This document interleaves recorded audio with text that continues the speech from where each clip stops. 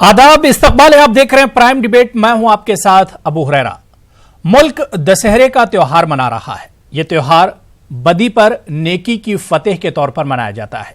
हर साल की तरह इस साल भी मुल्क भर में जश्न का सा माहौल है, लेकिन सवाल यह उठता है कि इस त्योहार से हम आखिर सबक क्या लेते हैं। क्या साल के सिर्फ एक दिन रावण को जला देने से बदी से निजात मिल जाती है? बिल्कुल नहीं। दशहरे के त्योहार के मौके पर हम ये अहद करें कि समाज से बुराई का खात्मा करेंगे, क्योंकि मौजूदा वक्त में हम गूनागू मसाइल से दो चार हैं। हमें फिरका परस्ती, दहशतगर्दी, आलूदगी, बदउनवानी, हुजूमी तशद्दुद जैसे कई रावणों से आज मुकाबला है और इनका सामना करना पड़ रहा है। तो ऐसे में सवाल यही उठता है कि आज के इन रावणों से मुकाबला आखिर कैसे किया जाए। आज प्राइम डिबेट में हम इसी को समझेंगे। कुछ बहुत खास मेहमान मेरे साथ जुड़ेंगे, लेकिन सबसे पहले यह रिपोर्ट देखिए।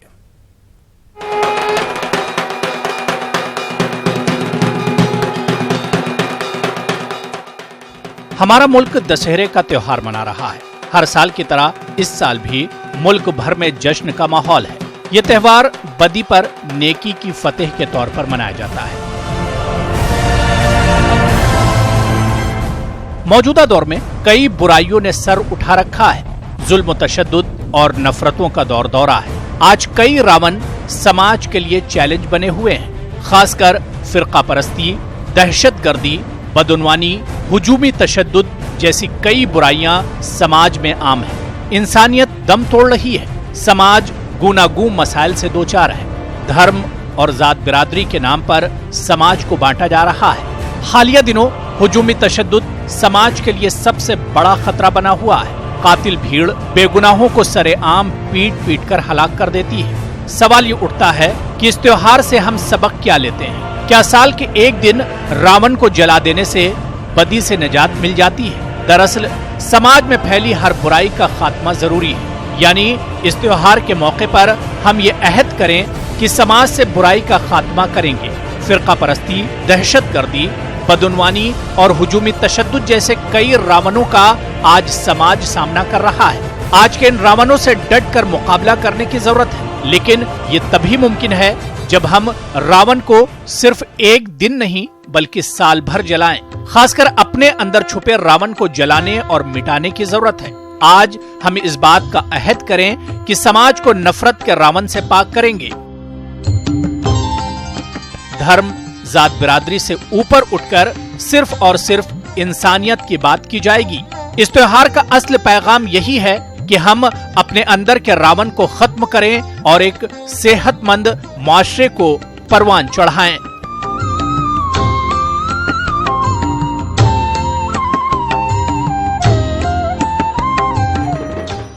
Bureau report, news 18 Urdu.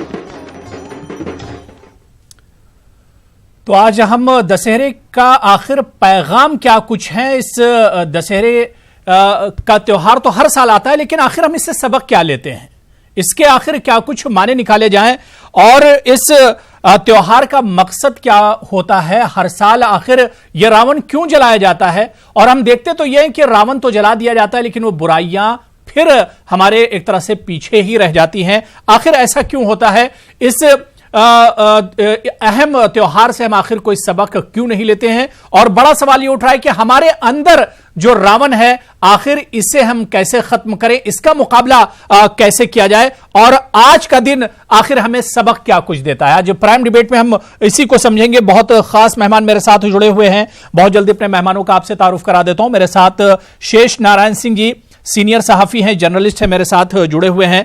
Khwaja Iftikhar साहब मेरे साथ जुड़े हुए हैं, इस्लामिक स्कॉलर हैं। इनके अलावा मेरे साथ नाइश हसन साहिबा समाजी कारकुन हैं, सोशल एक्टिविस्ट हैं, वो भी इस डिबेट का हिस्सा हैं। मेरे साथ माजिद देवबंदी साहब मारूफ शायर हैं, और इनके अलावा बानी चेयरमैन हैं इंटरनेशनल सूफी मिशन के, वो भी मेरे साथ जुड़े हुए हैं। और मेरे साथ एच.एस. रावत साहब हिंदू धर्म गुरु हैं, अक्सर मेरे साथ डिबेट में जुड़ते हैं, वो भी तशरीफ रखते हैं, इस डिबेट में मेरे साथ जुड़े हुए हैं। तमाम मेहमानों का बहुत इस्तकबाल है और वेलकम है न्यूज़ 18 उर्दू में। मैं सबसे पहले शेष नारायण सिंह साहब आपसे ही मैं शुरुआत करना चाहूंगा। सर, हम देखते हैं कि दशहरे का त्योहार हर साल आता है, हर साल हम रावण को जला देते हैं, खत्म कर देते हैं, लेकिन बुराइयां जिन बुराइयों का या जिस मकसद के लिए रावण को जलाते हैं वो बुराइयां समाज से नहीं जाती हैं। रावण तो जल जाता है लेकिन बुराइयां रह जाती हैं।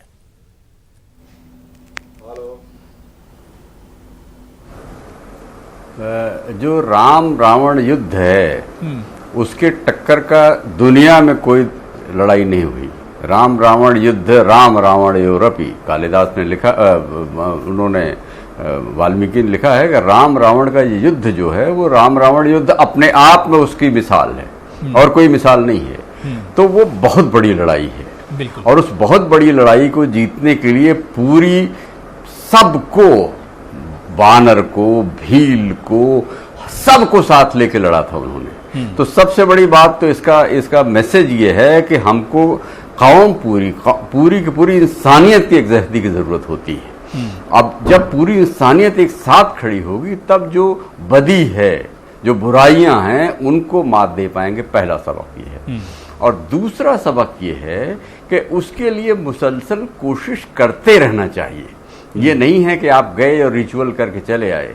राम का जो चरित्र है उसका सबसे अस्थाई भाव तुलसीदास ने गाया है। तुलसीदास ने रामचरितमानस का जो निरूपण किया है उसके टक्कर का कुछ नहीं है। एक चौपाई में आपको सुनाता हूं रामचरितमानस से। बिल्कुल। कहते हैं कि परहित सरिस धर्म नहीं भाई, पर पीड़ा सम नहीं अधमाई। दूसरे का हित करने से बड़ा कोई धर्म नहीं है। सबसे बड़ा धर्म आप दूसरे का, पड़ोसी का, अपने आसपास का हित करें। और पर पीड़ा सम नहीं अधिमाई, वो कहते हैं कि दूसरे को तकलीफ देने से बड़ी कोई पाप या कोई नीच कर्म नहीं होता। ये तुलसीदास ने भगवान राम के चरित्र के बारे में कहा हुआ है। तो अब जब हम घेर के लोगों को मार रहे हैं, रिश्वत ले रहे हैं, कौम के साथ गद्दारी कर रहे हैं, लूट मार कर रहे हैं और एक दूसरे के खिलाफ बदजबानी कर रहे हैं, तो ये सारे रावण हैं। ये सिंबल्स हैं रावण के। और अगर इसके लिए और लेकिन इन बदियों पर फतेह हासिल करने के लिए राम की जरूरत होती है। कौन सा राम? जो सबसे बड़ा है। यानी अकबर बादशाह के टाइम राम हुए थे लेकिन राजा रामचंद्र की जय बोली जाती थी। तो मेरा ये कहना है कि जो राजा है वो उस पे लाजिम है कि वो सबको, राजा आज कौन है? कोई राजशाही तो है नहीं। आज है कि हुकूमत की जो पार्टियां हैं वो ये तय करें कि हम किसी के साथ तकलीफ नहीं पहुंचने देंगे, किसी के साथ नीचता, पर पीड़ा, दूसरे को तकलीफ नहीं पहुंचने देंगे। अल्टीमेट है। और यही बात गांधी जी ने भी कही थी। गांधी जी ने भी तो यही कहा था कि वैष्णव जन तो तेने रे कही जो पीर पर आई जाने रे। दूसरे के दर्द को अप्रिशिएट करने की तमीज सिखाने के लिए रामचरितमानस और भगवान राम का चरित्र है।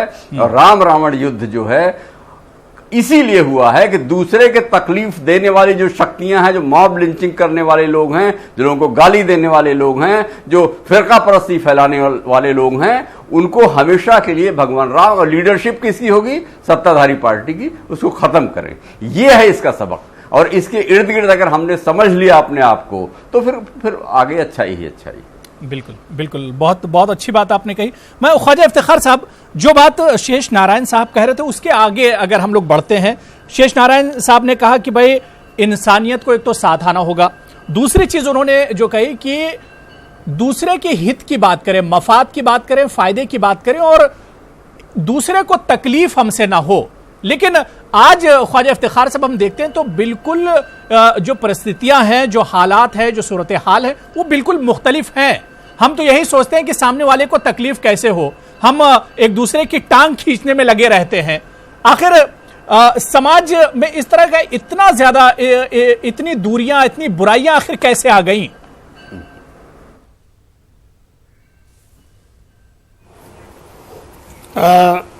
अबू हुरैरा साहब, सबसे पहले तो कल दशहरा है और कल ही रावण को जलाया जाएगा। तो मैं इस हवाले से अपने तमाम हिंदू भाइयों को ख़ास तौर से और पूरे हिंदुस्तान की तमाम वैदतों को उमूमी तौर पे मुबारकबाद पेश करना चाहता हूँ। दूसरी बात यह है कि आपने जो सवाल उठाया और जो शेष नारायण जी ने जो बातें कही उनसे इत्तेफाक करते हुए और उनसे तायीद करते हुए, देखिए दुनिया में दो किस्म की कुव्वतें हमेशा रही हैं। एक कुव्वतें हैं जिनको हम नेकी की कुव्वतें कहते हैं, अच्छाई की कुव्वतें कहते हैं, जिनको हम गुडनेस की कुव्वतें कहते हैं, फोर्सेस ऑफ गुडनेस जिनको हम कहते हैं। और दूसरी कुव्वतें होती हैं जिनको हम शैतानी कुव्वतें कहते हैं, जिनको हम अंग्रेजी में फोर्सेस ऑफ ईवल कहते हैं। ये जब से ये सृष्टि बनी है, जब से ये कायनात वजूद में आई है और जब से इंसान ने इस पे कदम रखा है, ये दोनों कुव्वतें साथ साथ चलती चली आ रही हैं। सवाल ये पैदा होता है कि बनाने वाले की मंशा क्या है, उसने इंसान को क्यों बनाया। उसने इंसान को बनाया है अशरफुल मखलूकात, यानी सबसे अच्छी अगर कोई चीज अल्लाह तबारक व तआला ने पैदा की है तमाम चीजों में, तो सबसे ज्यादा उसमें जो अफजलियत है वो इंसान को दी है। और इंसान का मतलब ये होता है कि जिसके अंदर इंसानियत बदरजाए अतम पाई जाती हो, इंतहाई कैफियत के साथ पाई जाती हो। और इंसानियत किसको कहते हैं? इंसानियत ये कहते हैं कि जिसमें न सिर्फ आप अपना फायदा देखते हैं बल्कि आप तमाम लोगों के फायदे में अपना फायदा देखते हैं। यानी खलकत के फायदे में, मुल्क के फायदे में, कौम के फायदे में, माशरे के फायदे में आप अपना फायदा देखें। मैनेजमेंट का एक उसूल है, हेनरी फ्योल ने 14 प्रिंसिपल्स दिए हैं मैनेजमेंट के, जिनको यूनिवर्सल प्रिंसिपल्स ऑफ मैनेजमेंट कहा जाता है। उनका एक प्रिंसिपल है subordination of individual interest to common interest. इसका मतलब ये होता है कि जब आप इदारे के या कौम के या माशरे के मकासद के हुसूल में अपनी सलाहियतों को और अपनी जबलतों को इस्तेमाल करते हैं तो आपका इनफरादी फायदा उसमें ऑटोमेटिकली हो जाता है। आज बदकिस्मती की बात यह है कि इस वक्त सूरत हाल तमाम दुनिया में एक अफरा तफरी का माहौल है, तशद्दुद का माहौल है, दहशत गर्दी का माहौल है। और उसमें सबसे अफसोसनाक पहलू अबू हुरैरा साहब ये है कि मजहब के नाम पर, खुदा के नाम पर, पैगंबर के नाम पर, कुरान के नाम पर जो है बहुत से लोग उसका मिसयूज करके और उस रास्ते पे चले गए हैं। एक तरीका ये होता है कि आप किसी को कंडेम कर दीजिए। कंडेम करने से मसला हल नहीं होता। जो लोग हमारे मॉब लिंचिंग कर रहे हैं, मैं उनको सिर्फ कंडेम कर दूं, ये इससे मसला हल नहीं होगा। या मैं किसी जमात को या किसी तंजीम को या किसी आइडियोलॉजी को उसका जिम्मेदार ठहरा दूं, मैं ये काम भी नहीं करता। मैं ये चाहूंगा कि ये जो मेरा वतन अजीज हिंदुस्तान है, इसकी जो सबसे बड़ी खूबी और सबसे बड़ी खूबसूरती हमेशा से जो रही है, इसकी वजह से मेरे आका मोहम्मद रसूलुल्लाह सल्लल्लाहु अलैहि वसल्लम ने फरमाया कि मुझे हिंद से भीनी भीनी ठंडी ठंडी हवाएं आती हैं। ये बात उन्होंने चीन के लिए क्यों नहीं कही, ये बात उन्होंने किसी और खत्ते के लिए क्यों कही? इसका मतलब ये है कि हिंदुस्तान वो मुल्क होना चाहिए, इस मुल्क का वो माशरा होना चाहिए कि जिसके अंदर अमन, सलामती, भाईचारगी, एक दूसरे के लिए गमख्वारी, ये इनकी कैफियत जो है वो इंतहा दर्जे तक पहुंचना चाहिए। और आखिरी बात मैं ये कहूंगा अबू हुरैरा साहब कि जो लोग किसी भी माशरे के, इसमें हिंदू मुसलमान करने की जरूरत नहीं है, किसी भी माशरे के, देखिए सारा माशरा हमारा है, सारे लोग हमारे हैं, जो मजलूम हैं वो भी हमारे हैं और जो जुल्म और तशद्दुद में लिप्त हैं वो भी हमारे हैं। लिहाजा हमारी ये जिम्मेदारी है कि हम उनको इंसानियत के धारे में लाएं और उसके लिए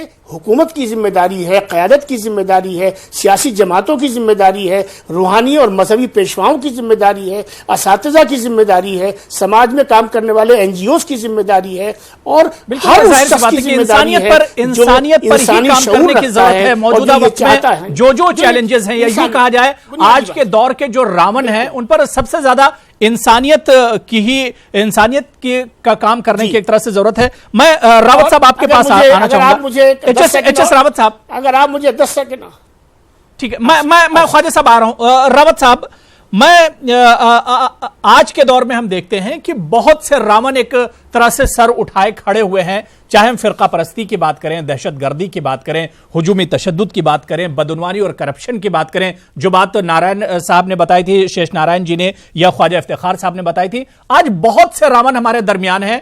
मतलब आज का रावण जो है ये हमारे लिए बहुत बड़ा चैलेंज है। जी बिल्कुल, अबू हुरैरा जी, शेष नारायण जी ने बहुत अच्छी बात की। और ये सच है कि जो रावण का जो वध किया जाता है उसके पीछे हम हिंदू समाज को और सभी को ये एक बताने की कोशिश करते हैं कि अगर आप बुरा करते हो तो उस बुराई का परिणाम ये होता है। और जब बच्चों के दिमाग में रामलीला के माध्यम से ये चीजें डाली जाती हैं तो व्यक्ति के दिमाग में संगति का इफेक्ट आता है। आंखें जब देखती है तो इसका इफेक्ट आता है। दशानन था 10 सिर थे, काम, क्रोध, मोह, मद, झूठ वगैरह वगैरह। तो उन सब चीजों का खत्म करना, ये सच है। और अभी रावण खत्म नहीं हुआ, वो तो त्रेता युग की बात है, लेकिन अभी बहुत सारे लोग उनके वंशज भी हैं। जैसे अभी कहा गया कि मॉब लिंचिंग, यहां पर रावण दिखाई देता है। जम्मू कश्मीर के अंदर भी रावण दिखाई देता है, जहां पर सरेआम गोलियों से भून दिया जाता है। पाकिस्तान में भी कहीं ना कहीं रावण है, सीरिया के अंदर भी रावण बैठा हुआ है, कहीं ना कहीं ईरान, इराक के अंदर भी रावण बैठा हुआ है। ऐसे जो लोग हैं खामा खा के निहत्थे लोगों को मारते हैं या स्त्रियों का बलात्कार करते हैं, उनका सीलभंग करते हैं, वो उस रावण की कैटेगरी में ही आते हैं। यह सच है कि ये कभी खत्म नहीं हो सकता। प्रकृति का नियम है कि यहां पर एक राक्षस ग्रुप और एक देवता ग्रुप होता है। ये प्रकृति में कभी युद्ध समाप्त हो नहीं सकता। रावत साहब, सवाल ये उठ रहा है कि आखिर ये बुराई खत्म क्यों नहीं होती? हर साल हम रावण को मारते हैं, हर बरस हम रावण को जलाते हैं, लेकिन ये बुराइयां खत्म नहीं होती हैं। देखिए, बुराई प्रकृति से समाप्त हो ही नहीं सकती। ये तो सतयुग में भी समाप्त नहीं हुई, तो त्रेता में भी नहीं समाप्त हुई। और भगवान राम ने जब रावण का वध कर दिया उसके बाद भी समाप्त नहीं हुई, और कृष्ण भगवान ने भी जन्म लिया और इतना बड़ा महाभारत हुआ तो भी बुराई समाप्त नहीं हुई। तो समाप्ति तो हो ही नहीं सकती 84 लाख योनियों के अंदर, क्योंकि एक ग्रुप के अंदर कभी भी प्रकृति बनती नहीं है। युद्ध तो शेरों के अंदर भी होता, हाथियों के अंदर भी होता, और मनुष्य जीवन में युद्ध की प्रवृत्ति है। अगर रोकना चाहते तो मोहम्मद पैगंबर भी रोक सकते थे, वो नहीं रोक पाए। ईसा मसीह भी रोक सकते थे, वो नहीं रोक पाए। युद्ध रोक सकते थे बुद्ध, वो भी नहीं रोक पाए। इसका मतलब ये नियम है कि रावण तो हर युग में, हर समय, हर साल रहेगा, और उसको रोकने की हमें कोशिश करनी चाहिए। हमें अच्छी नीति पर चलना चाहिए। और जो इस तरह का आतंकवाद जो आज खड़ा हुआ है, वो रावण रूपी लोग ही हैं जो गन लेकर के लोगों को सरेआम, निर्दोष लोगों को मार रहे हैं। उस रावण को खत्म करने की बिल्कुल जाहिर सी बात है कि अब समाज में बहुत से रावण है, और इन तमाम रावणों का सामना जाहिर सी बात है हम ही और आपको करना है। लेकिन आज हम यही समझ रहे हैं कि आज के रावण को आखिर इसका मुकाबला कैसे किया जाएगा। इस वक्त मेरे साथ एक और बहुत खास मेहमान अली अनवर अंसारी साहब, साबिक रुकने पार्लियामेंट हैं। आप भी मेरे साथ इस डिबेट में जुड़ गए। अली अनवर अंसारी साहब, आपका भी बहुत इस्तकबाल है न्यूज़ 18 उर्दू में। मैं नाइश हसन साहिबा आपके पास आना चाहूंगा। नाइश हसन जी, जाहिर सी बात है कि मौजूदा वक्त में हम देखते हैं कि बुराइयां बढ़ती जा रही हैं। बुराइयों के खात्मे के लिए क्या आपको लगता है कि या तो जिस तरह की कोशिश होनी चाहिए उस तरह की कोशिश नहीं हो रही है? क्योंकि शेष नारायण जी ने शुरू में ही कहा था कि पूरी इंसानियत को एक साथ आने की जरूरत है, तभी इन बुराइयों पर एक तरह से काबू पाया जा सकता है, इसे रोका जा सकता है।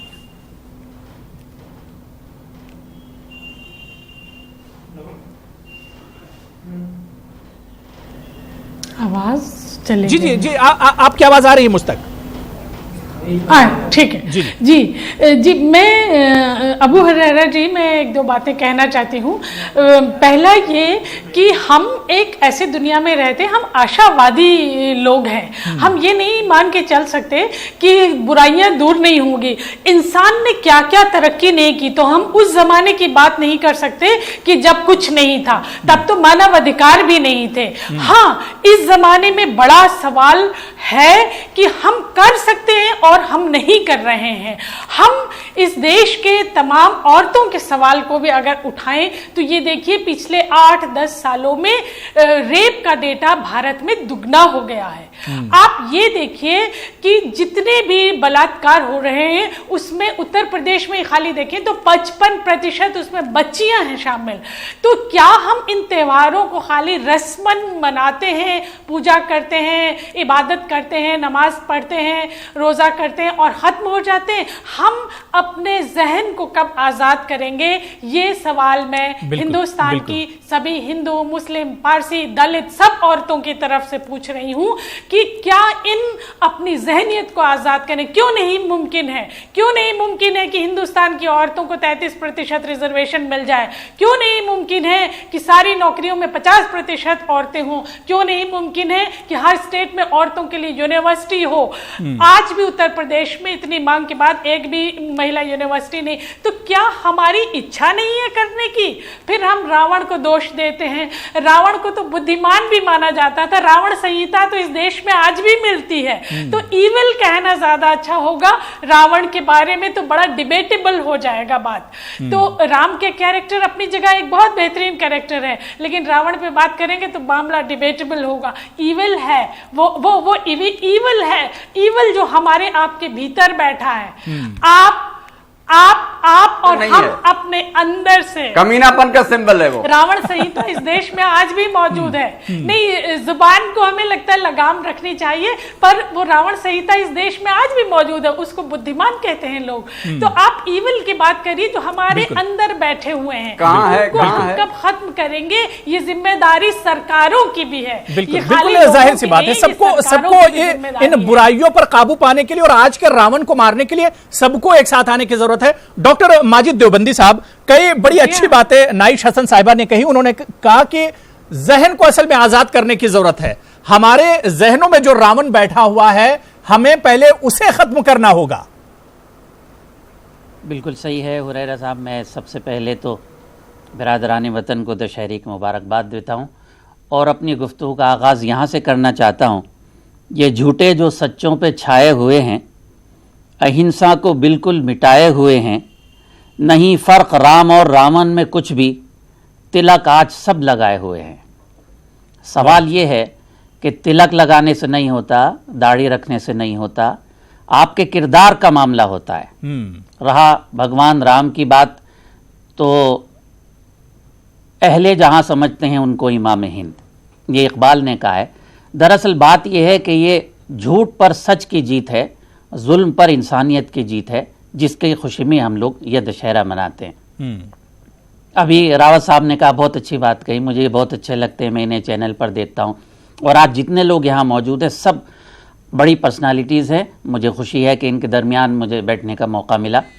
इंटरनेशनल सूफ़ी मिशन का मैं फाउंडर चेयरमैन हूँ। मेरी कोशिश ये होती है कि इंसानियत को इंसान से मिलाया जाए और दिल को दिल से मिलाकर आगे बढ़ाया जाए। रावत साहब ने कश्मीर का जिक्र किया, ईरान इराक का जिक्र किया, पाकिस्तान का जिक्र किया।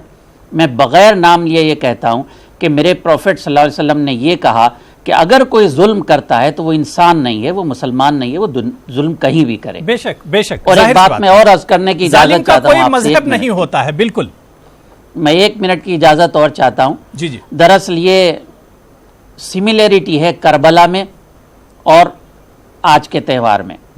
वहाँ भी यजीद जो है उसको लोग आज भी अच्छा कहते हैं कुछ लोग, लेकिन वो जुल्म की मिसाल समझा जाता है। यहाँ रावण है, रावण की कुछ लोग पूजा की करते हैं, लेकिन वो जुल्म की मिसाल समझे जाते हैं। तो बात यह है कि सच पर झूठ की जीत नहीं हो सकती, सच की जीत होगी। और तारीख शाहिद है कि इनकलाब आते रहते हैं, लेकिन हिंदुस्तान जो मोहब्बतों का मुल्क है, संतों का, ऋषियों का मुल्क है, ख्वाजा साहब का मुल्क है, यहाँ नफ़रतें एक न एक दिन ख़त्म होंगी। सियासत अपना काम करती रहे, लेकिन जो दानिश्वर हैं, इंटेलेक्चुअल्स हैं, उन्हें मोहब्बत के पैगाम को आगे बढ़ाना होगा। और एक बात और अर्ज़ करने की इजाज़त चाहता हूँ, कोई भी मज़हब हमें नफ़रत नहीं सिखाता। लोग कहते हैं कि आप पहले भारतीय हैं, पहले हम कुछ और हैं, बाद में फिर हम हिंदू मुसलमान हैं। मैं ये कहता हूँ कि आप पहले सच्चे हिंदू और मुसलमान हो जाएं, फिर खुद ब खुद वतन की मोहब्बत आपके सामने आ जाएगी। बिल्कुल जाहिर तो सी बात है जरूरत इस बात की है। आपने उन्वान बहुत अच्छा रखा, पहले आप जिस उन्वान बहुत अच्छा रखा कि अंदर के रावण को मारा जाए। बिल्कुल, बहुत अच्छी बात आपने कही माजिद देवबंदी साहब। मैं अली अनवर अंसारी साहब आपके पास आना चाहूंगा। अली अनवर अंसारी साहब, हम देखते हैं कि आज समाज में नफरत बढ़ती ही चली जा रही है। हालांकि आज भी समाज का एक बड़ा हिस्सा ऐसा है जो इस नफरत को रोकने का काम कर रहा है, लेकिन हम देखते हैं कि उसमें कामयाबी नहीं मिल रही। अली अनवर साहब, बिला मुबालगा, बिला किसी हिचक के मैं आपसे कहना चाहूंगा, क्या वाकई में आज की सियासत भी इसके लिए जिम्मेदार है?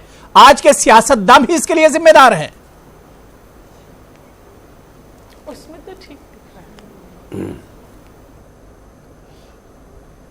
है। रावण, चूंकि आज कल रावण दहन होने वाला है और हम पटना में हैं, हमारे यहाँ तो रावण गांधी मैदान में कल दहन होता, आज ही खुद ब खुद धराशायी हो गया है। तो हम ये कहना चाहते हैं कि भगवान श्री राम मर्यादा पुरुषोत्तम थे और जो रावण था वो हालांकि बहुत बड़ा विद्वान था, बहुत खूबसूरत था और बहुत बढ़िया एडमिनिस्ट्रेटर भी था। अब समझ लीजिए सोने की लंका उसने बनाई थी, कितना धन धान्य पूर्ण होगा और कितना दौलतमंद होगा उसका राजपाट।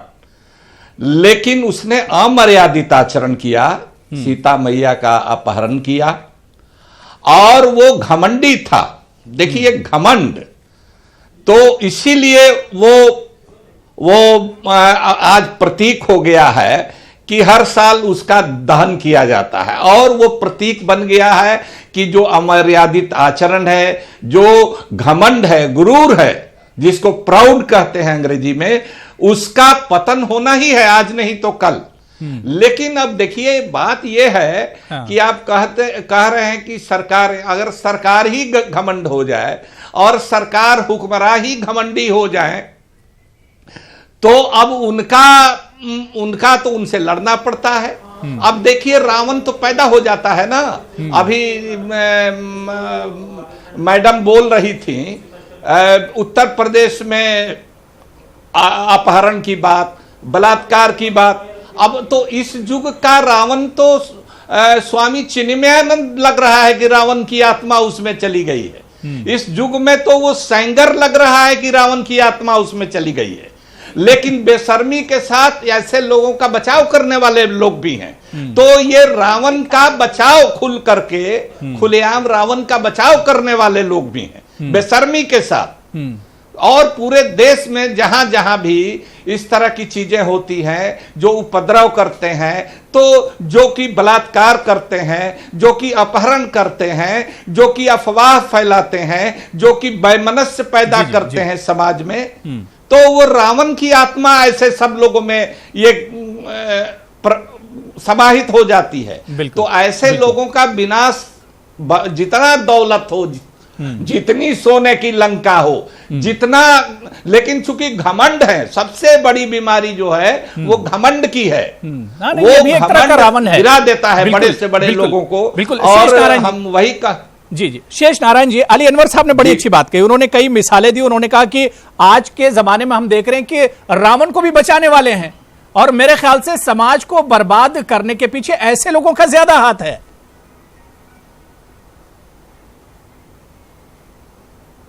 सबसे ज्यादा यही है, रावण के घमंड ने ही उसका सर्वनाश किया था।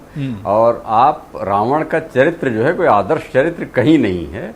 उसने किडनैपिंग की, अपने भाई के हक को छीना, जो भी सामने आया उसे बदअखलाकी की, तो उसको तो आप कभी नहीं कह सकते। अभी माजिद देवबंदी साहब ने बहुत बेहतरीन एग्जाम्पल दिया, वाक़या करबला का जिक्र किया, जहाँ पे के यजीद का जिक्र हुआ। तो यजीद में भी अगर कोई अच्छाई ढूंढने की कोशिश करेगा तो फिर लाहौल विला कुव्वत के सिवा क्या कह सकते हैं हम। सही। हजरत अली असगर शहीद हुए थे करबला में, 6 महीने की उम्र थी, और 6 महीने की उम्र के दुधमुहे बच्चे को आपने शहीद कर दिया। और पूरी की पूरी यजीद की फौज जीत गए आप। लेकिन उस जीतने के बाद पूरी दुनिया में, पूरे हर जगह जो भी नाम यजीद का लेता गाली देता। यजीद नाम का एक भी आदमी हमको नहीं मिला, रावण नाम का कहीं कोई आदमी नहीं मिलता है। तो ये सारी चीजें जो अच्छाई और बुराई का, रावण संहिता का भी मोहतरमा आपने जिक्र किया, जाहिर दानिश्वर हैं, तो रावण संहिता तंत्र मंत्र लूटपाट की का ही जो किताब चल रही है मैडम, उसमें कोई बहुत अच्छी बात नहीं है। रावण ने केवल शिव तांडव जो लिखा है, जटाकटा संभ्रमम भ्रमण निलिम्प निर्झरी विलोल बीच वल्लरी विराज मूल मर्दरी, वो जो कविता है उनकी, वो जो श्लोक हैं, जो शिव तांडव है, जो उनकी वंदना में लिखा गया है शंकर जी महाराज की, वो संस्कृत साहित्य की धरोहर है।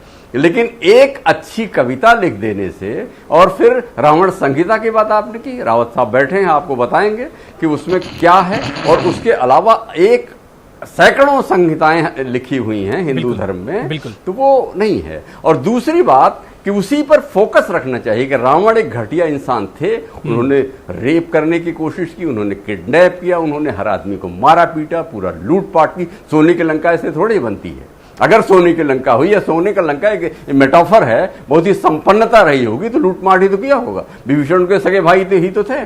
तो इस तरह से लूटपाट की जो कल्चर है उसको खत्म, और वो फिर अभी पूरी दुनिया में जहां भी होगा उसकी निंदा की जानी चाहिए। बिल्कुल बिल्कुल, जाहिर सी बात है, हम तो उसकी निंदा करते हैं। सही बात है कि रावण अब एक सिंबल बन गया, बुराई का, बदी का, बदअखलाकी का, नाइंसाफी का एक सिंबल बन गया पूरी दुनिया के लिए। यहां पर मुझे एक बहुत छोटा सा कॉमर्शियल ब्रेक लेना है। बहुत अच्छे मेहमान है और बड़ी अच्छी बातचीत हो रही है। छोटा सा ब्रेक लेंगे, लेकिन जब ब्रेक से लौट कर आएंगे तो हम इसी चीज को समझने की कोशिश करेंगे कि अपने अंदर का जो रावण है आखिर उसे हम कैसे खाक करें, उसे कैसे जलाएं, अपने अंदर के रावण को कैसे खत्म किया जाए। छोटे से ब्रेक के बाद इस पर भी हम चर्चा करेंगे।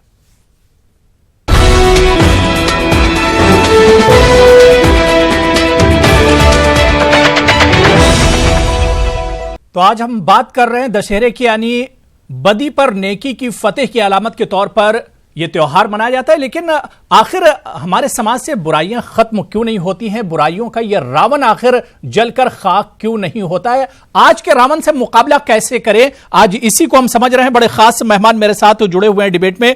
मैं ब्रेक के बाद ख्वाजा इफ्तिखार साहब आपके पास आना चाहूंगा।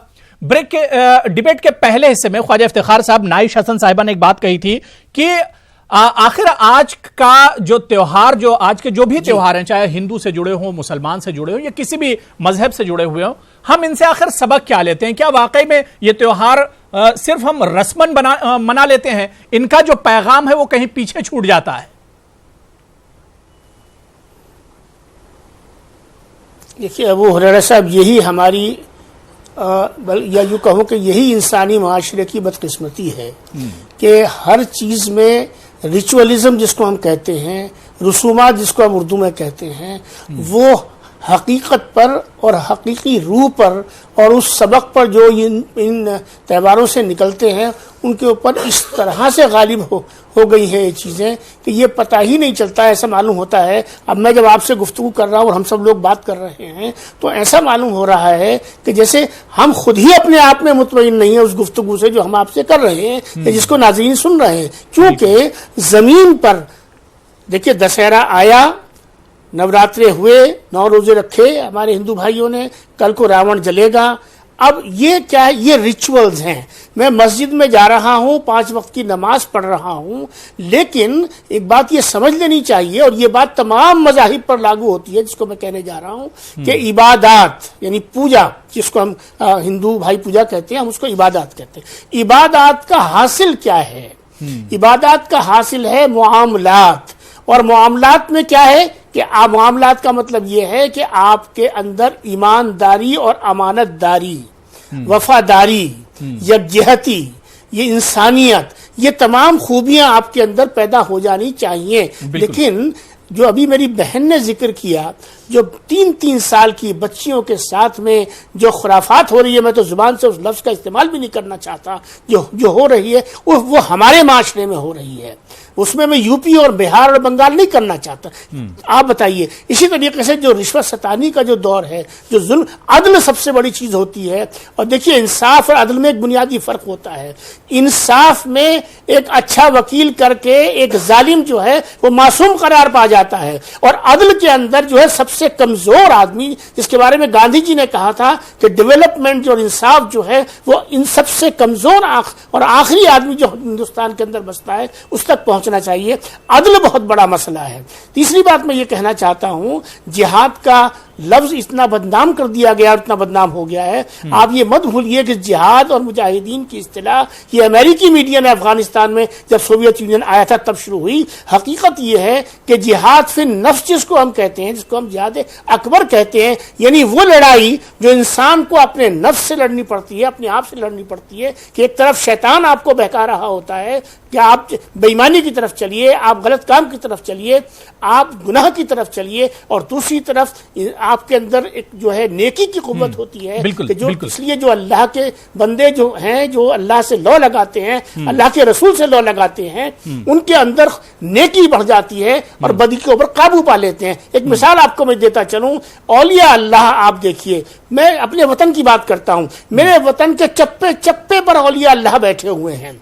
ये तमाम के तमाम जिहाद फिर नफ्स की बेहतरीन मिसाल है। इन्होंने अपने अमल से, अपने अखलाक से, अभी माजिद देवबंदी साहब ने बड़ी अच्छी बातें कही, अपने अखलाक से, अपने किरदार से, अपने अमल से, अपनी खुशगवारी से, अपनी जो है आप समझिए गुरबा परवरी से, किस तरीके से उन्होंने लोगों को इख्तियार किया। ना उनके पास टेक्नोलॉजी थी, ना उनके पास बड़े बड़े इदारे थे। अच्छी बात डिबेट के पहले हिस्से में हुई थी कि अगर इंसान अपने अपने मजहब पर ही कायदे से चलने लगे, अपने मजहब को ही सीख ले, तो तमाम बुराइयां तरह समाज की एक तरह से बस खत्म एक हो बात और जाएंगी। कह दूं। जो रावण है वो हमारे पास नहीं आएगा। आज का जो रावण है वो हमारे पास आने से डरेगा। तरह से- शर्त इतनी है कि इसी हम तरह- अपने बस एक मजहब बात और पर कम से कम चलने लगे। माजिद देवबंदी साहब, आप कुछ कहना चाह रहे थे? जी बस एक- हुरैरा भाई, एक तो बात मैं ये कहना चाह रहा था कि काबिल मुबारकबाद है न्यूज़ 18 उर्दू के पूरी दुनिया में देखा जा रहा है। जो हमारे हिंदुस्तान में हालात हैं वो गल्फ में नहीं हैं। अभी मैं आपसे बात कर रहा था तो दुबई में आपके प्रोग्राम देख रहे हैं ओएस रिजवी, उन्होंने मुझे फ़ोन पर ये कहा कि मैं एक सवाल इन सारे लोगों से करूं। शेष नारायण साहब बहुत बड़े सहाफ़ी हैं और कभी इन्होंने आज के, माफ़ कीजिएगा, पत्रकारिता के रावणों से कभी इन्होंने कंप्रोमाइज़ नहीं किया। तो मेरा दुबई से एक सवाल है, वो मैं आप सबसे कर रहा हूं, और वो ये है कि क्या आज दानिश्वर, सहाफ़ी, जर्नलिस्ट अपनी जिम्मेदारी नहीं निभा रहे हैं? अगर नहीं निभा रहे हैं तो आपके चैनल के ज़रिए मैं गुजारिश करूंगा कि वो निभाएं। दूसरी बात, इफ्तिखार साहब ने अभी जिक्र किया, मैंने जिक्र किया था करबला का, और इसका सिमिलरिटी है दोनों में। यानी जालिम, मेरे प्रोफेट ने कहा कि मजलूम की मदद करो, समझ में आ गया। बाद में फरमाया आपने कि जालिम की मदद करो। लोगों ने पूछा कि साहब मजलूम की मदद तो है, आप उसकी मदद करें, जालिम की मदद कैसे? प्रोफेट सल्लल्लाहु अलैहि वसल्लम ने फरमाया कि जालिम को जुल्म करने से रोको। तो दरअसल ये त्यौहार पूरा बदी पर अच्छाई की जीत का नाम है। और अगर आदमी दिल की गहराई से, देखिए आपने कहा कि अंदर के रावण को कैसा मारा जाए, हमारे धर्म में नफ्स जो अंदर का होता है, नफ्स जो बुराई होती है, उसको खत्म करने का नाम दिया गया, उसी पर मेहनत की गई है। और मैं समझता हूँ आज आपके प्रोग्राम के जरिए ये मैसेज जाना चाहिए कि इस मुल्क में मोहब्बत करने वाले, राम के चाहने वाले ज्यादा हैं, बुराई के चाहने वाले बहुत कम हैं। यकीनन हिंदुस्तान सोने की चिड़िया था, मोहब्बत का मुल्क था, संतों का, ऋषियों का मुल्क था, आज भी वही मुल्क है। बस जरूरत इसकी है कि दिल की गहराइयों से हम आपस में मिलजुल कर इस पैगाम को आगे बढ़ाएं कि बुराई पर अच्छाई की जीत का नाम। बिल्कुल बिल्कुल। रावत साहब, जो बात माजिद देवबंदी साहब ने कही है, इफ्तिखार साहब ने इससे पहले जो बात कही कि आज दरअसल बुराई इस वजह से भी आती जा रही है क्योंकि हम बहुत दूर होते चले जा रहे हैं, हमारे अंदर दूरियां आती चली जा रही हैं। हिंदू, मुसलमान, सिख, ईसाई एक तरह से तबकों, मजहबों और इलाकों में बढ़ते चले जा रहे हैं। हमें साथ आने और साथ चलने को एक तरह से बढ़ाना होगा और साथ आना होगा अगर आज के रावण के साथ हमें लड़ना है। क्योंकि डिबेट के बिल्कुल शुरू में सबसे पहला जो जुमला शेष नारायण जी ने कहा था, यही कहा था कि सबको एक साथ आना होगा। बिल्कुल ठीक कहा आपने हुरैरा साहब।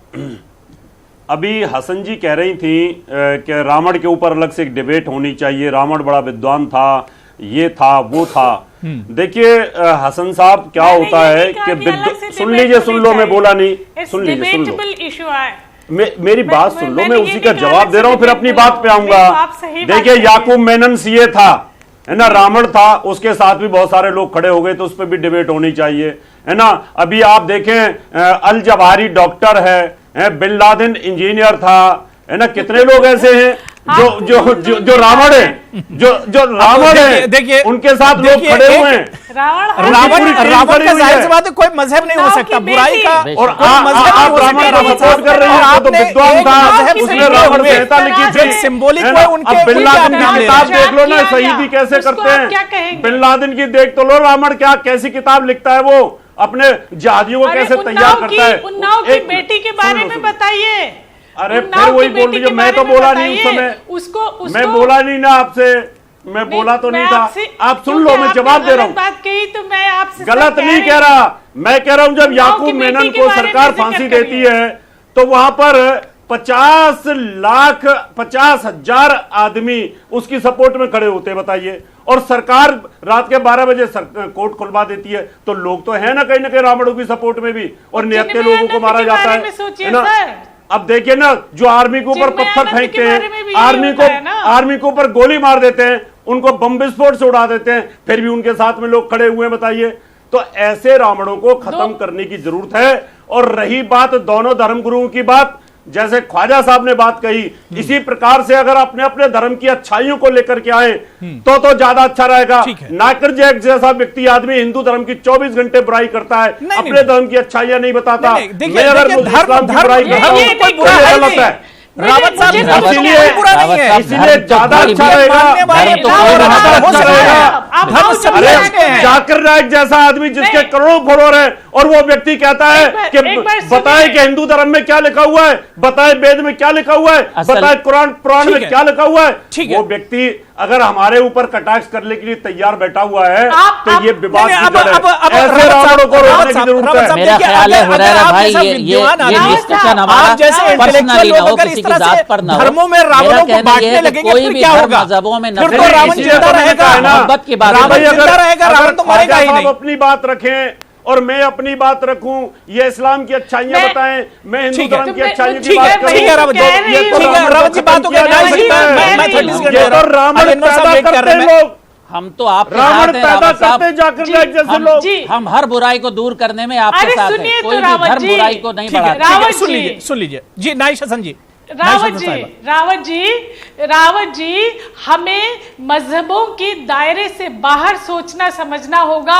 चाहे बात जाकिर नाइक की हो, चाहे बात चिन्मयानंद की हो, चाहे उन्नाव की बेटी की हो, चाहे कश्मीर की हो जो 61-62 दिनों से लोग चिन्मयानंद जैसे तो बहुत सारे मौलवी हैं, चाहे अभी पकड़े गए बहुत सारे। हम जी उस बात पे न जाकर के बात है, इन रावणों को रोकें, अगर हम सही दिशा दे सकें, सही दिशा दे रावत साहब आप रावण को मजहब के आईने से देख रहे हैं। रावत साहब आप आप रावण को मजहब के आईने से देख रहे हैं। चश्मा उतार कर देखिए, मजहब रावण का तो कोई मजहब ही नहीं है। आपने ये कहा था कि अंदर के रावण को कैसे मारा जाए, तो मैंने उस बात का जवाब दिया कि अगर जाकिर नाइक जैसे धर्मगुरु अपने इस्लाम की तारीफ करें, हमारे जैसे हिंदू धर्म की तारीफ करें, एक दूसरे के ऊपर बुराई न करें, तो इस रावण को खत्म किया जा सकता है। बिल्कुल मतलब नहीं है यहाँ इसलिए कि मजहब नहीं सिखाता आपस में बैर रखना। सच बात यही। ठीक है, मैं अली अनवर साहब आपके पास आना चाहूंगा। अली अनवर साहब राय पर अच्छाई की जीत की बात हो। ठीक है, बात हो गई। अली अनवर साहब, मैं नाइश जी फिर आ रहा हूं आपके पास।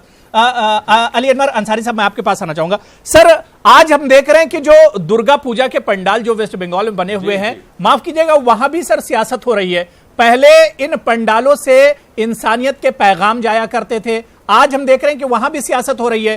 टीएमसी और बीजेपी एक दूसरे से आगे निकलने की कोशिश कर रहे हैं।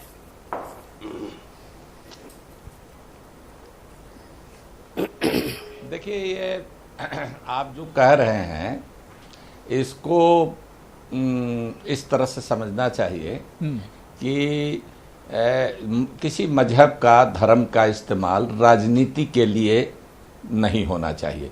दोनों का घालमेल नहीं होना चाहिए। धर्म मजहब अलग चीज़ है, सियासत अलग चीज़ है। लेकिन ये किसी से छिपी हुई बात नहीं है कि लोग कर रहे हैं। कौन कर रहा है ये बताने की ज़रूरत नहीं है। कौन ज़्यादा कर रहा है, कौन कम कर रहा है। लेकिन एक बात हम कहना चाहते हैं, रावण, ये रावण जो है ये किस बात का प्रतीक है? देखिए, ये एब्सोल्यूट पावर, अंग्रेजी में एक कहावत है ना कि एब्सोल्यूट पावर करप्ट्स एब्सोल्यूटली। तो सत्ता का नशा, सत्ता का नशा, सत्ता का गरूर, ये और सत्ता में बने रहने के लिए कुछ भी करें। अभी एक साहब आपके पैनलिस्ट लादेन का नाम ले रहे थे। हम पूछना चाहते हैं, दुनिया जानती है कि लादेन का बाप कौन था? लादेन को पैदा करने वाला अमेरिका। जो लोग लादेन की बात करते हैं, हम तो मानते हैं कि लादेन हत्यारा था, बिल्कुल खूनी था, सब कुछ था। लेकिन लादेन को पैदा करने वाला जो अमेरिका था, उसने क्या किया? उसने उसको पैदा किया। तो ये सारी बातें हैं। आज लोग कहते हैं सत्ता के घमंड में, अरे भाई आप कहिए सत्ता में जनता डेमोक्रेसी है, आपको बहुमत मिला, आप हुकूमत में है, सत्ता पावर में है, तो आप गरीबी का विनाश कीजिए, आप बेरोजगारी को खत्म कीजिए, आप भ्रष्टाचार को खत्म कीजिए। लेकिन आप कहते हैं फला पार्टी को खत्म करेंगे, फला चीज को खत्म करेंगे। तो आप जब ये क्या है? आपने कितना खत्म किया था अनवर साहब? तो यही रावण को हो गया था। कितना खत्म यही रावण को हो गया था। है। और रावण और यही रावण को हो गया था। हालांकि बहुत सारे गुण थे रावण में, लेकिन रावत जी आपसे सवाल कर रहे हैं कि आप भी एमपी रहे हैं, आप भी सरकार में रह चुके हैं, आप भी सरकार में रह चुके हैं, सरकार में रह चुके हैं, तो इन्होंने कितनी महंगाई खत्म कर दी थी, कितने रोजगार दिए थे, जरा बता दे एक बार। अरे भाई दंगा, औरतों का मैं तो आपसे पूछ रहा हूं, उसके आप एमपी रहे, आप सरकार में रहे, आप एक बार बता दो ना कितनी महंगाई खत्म करी थी आपने, धर्म के और आपने कितने रोजगार दिए थे, आप बता दो। खड़ा होना ये क्या है, क्षेत्र में कितने रोजगार दिए, बता दो एक बार। और जो मंत्री हैं, हुरैरा साहब जो अरे दंगाइयों को, जो पुलिस इंस्पेक्टर को मारता है, जो दंगा करता है, उसको जाकर के माला पहनाते हैं, उसके पक्ष में बयान देते हैं। बात होनी ठीक है साहब, ठीक है, अब मेरे पास बहुत कम बचा। ठीक है अली अनवर साहब, बात हो गई, रावत साहब बात हो गई, रावत साहब बात हो गई, बयान देते हैं, रावत साहब बात हो गई। जाहिर सी बात है कि अगर इख्तिदार में रह के इस तरह की चीजों के खिलाफ अगर काम किया जाए तो रावण खत्म हो सकता है, लेकिन जब आदमी इख्तिदार में होता है तो इन चीजों पर उसकी निगाह कहां जाती है। मैं शेष नारायण साहब आपके पास आना चाहूंगा। सर, क्या आपको नहीं लगता है कि जिस रावण की हम बात कर रहे हैं, जिन बुराइयों की हम बात कर रहे हैं, हमारे अपने अंदर को जो रावण है, अगर उसके खिलाफ हम ऐलान जंग कर दें और आज से ही अगर हम ये सोच लें कि अपने अंदर का जो रावण है उसे हमें खत्म करना है, तो समाज ऐसे ही ठीक हो जाएगा। शेष नारायण साहब, यही तो कहा है, सारे भगवान राम ने भी कहा और हजरत मोहम्मद सल्लल्लाहु अलैहि वसल्लम ने भी यही फरमाया है। बेशक आप याद करें कि जब उनके घर उनके सर पे कूड़ा फेंका करती थी वो मोहतरमा, और जब कूड़ा फेंकना बंद कर दिया तो उनके घर गए और उनका इलाज कराया, उनको दुरुस्त, उनकी बीमार हो गई थी उनको ठीक कराया। तो ये अगर तमीज आ गई मुसलमानों को, क्योंकि हजरत मोहम्मद और जाकिर नायक का, ओसामा बिन लादेन का, ये इस्लाम नहीं है। इस्लाम को ये लोग भ्रष्ट करते हैं। इस्लाम आला हजरत का कैरेक्टर कलाम पाक और हदीस के बाहर कहीं कोई इस्लाम नहीं है, इतना इस्लाम है। और भगवान राम का चरित्र क्या है कि विश्वामित्र लेके आए कि साहब अन्याय हो रहा है जंगल में, चलो राक्षसों को मारो। भगवान राम चले गए। भगवान राम ने कहा कि सुग्रीव के साथ अन्याय हो रहा, उनके साथ खड़े हो गए। भगवान राम ने कहा कि विभीषण के साथ अन्याय हो रहा, उनके साथ खड़े हो गए। तो हम आज अगर उनके कैरेक्टर को, और दूसरा एक सहाफी की बात अभी दुबई से आई कि साहब सहाफी अपना फर्ज क्यों नहीं कर रहे हैं। जनाब, हम जब हजरत मोहम्मद सल्लल्लाहु अलैहि वसल्लम की तारीफ करते हैं तो बाकी जितनी भी चीजें उनके मुखालिफ हैं हम उनके खिलाफ बोल रहे होते हैं।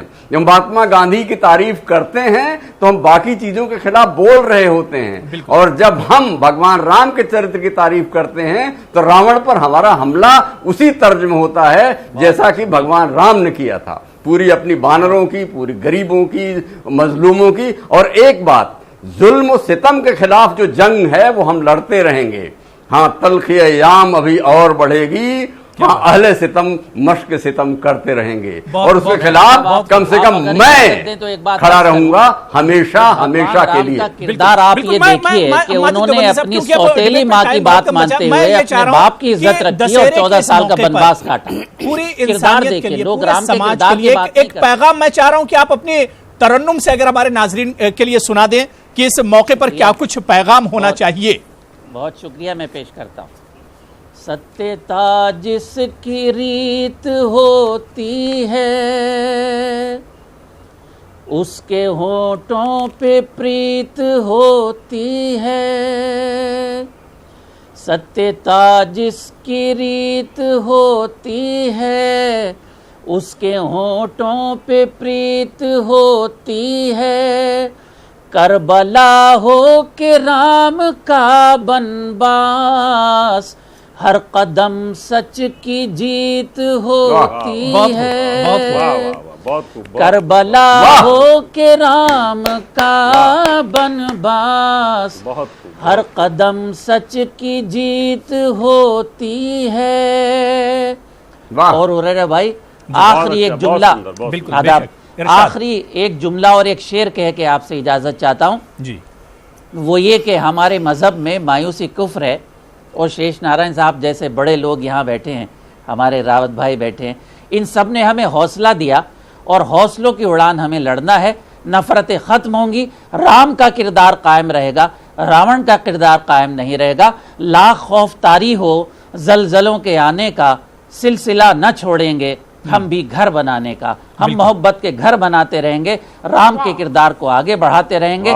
है राम के वजूद को हिंदुस्तान, है राम के वजूद पे हिंदुस्तान को नाज, अहले जहां समझते हैं उनको इमाम हिंद की इज्जत हमारे दिलों में है, मुसलमानों के दिलों में है, बिरादरान वतन की दिलों में है, और ये इज्जत बढ़ेगी, कम नहीं होगी। हिंदुस्तान जिंदाबाद, हिंदू मुस्लिम मोहब्बत जिंदाबाद। बिल्कुल, बहुत खूब। और जाहिर सी बात है कि अब और कुछ मजीद कहने की जरूरत नहीं। बहुत बहुत शुक्रिया माजिद देवबंदी साहब हमारे साथ जुड़ने के लिए। अली अनवर साहब आपका भी बहुत बहुत शुक्रिया। शेष नारायण साहब, ख्वाजा इफ्तिखार साहब, एच.एस. रावत साहब और नाइश हसन साहिबा, सभी का बहुत बहुत शुक्रिया प्राइम डिबेट में जुड़ने के लिए और बहुत अच्छी चर्चा और बातचीत करने के लिए, और इससे एक बहुत अच्छा पैगाम भी गया है। बहुत बहुत शुक्रिया सभी का।